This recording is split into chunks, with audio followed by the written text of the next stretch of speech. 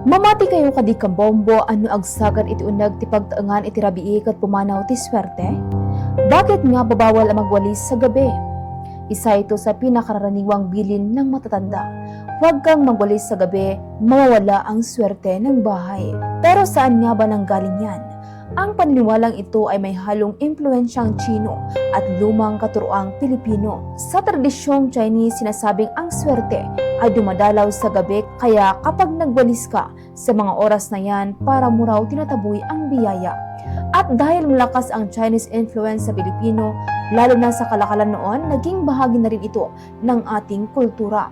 Pero ito ang interesting part, may practical at historical reason din kung bakit bawal magwalis sa gabi.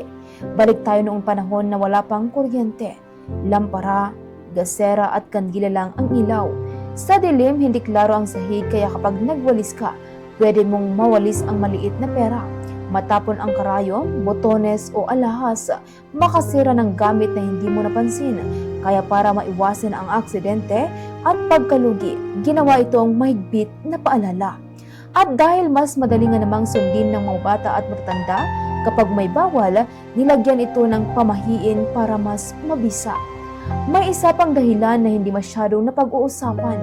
Ayaw ng matatanda noon na maisturbo ang mga kapitbahay sa gabi. Maingay ang pagwawalis sa kahoy o simentadong sahig, at sa gabi ay panahong nagpapahinga ang mga tao. So ang simpleng bawal magwalis ay naging paraan para mapanatili ang kapayapaan sa komunidad. Ngayon, syempre, iba-iba na ang panahon.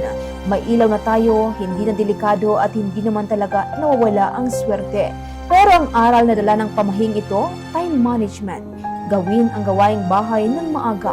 Pag-iingat, maging maingat sa gabi. Pagpapahalaga sa tradisyon, kilalanin ang ugat kahit alam nating nag-evolve na ang kultura.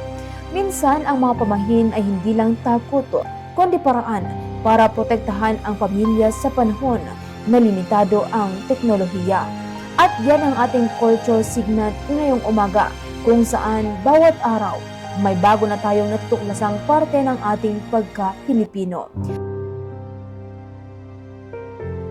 Ako si Bombo Rose Madrosa Langawan, and this is Bombo Radio Philippines, the #1 and most trusted source of news and information. Basta Radyo, Bombo!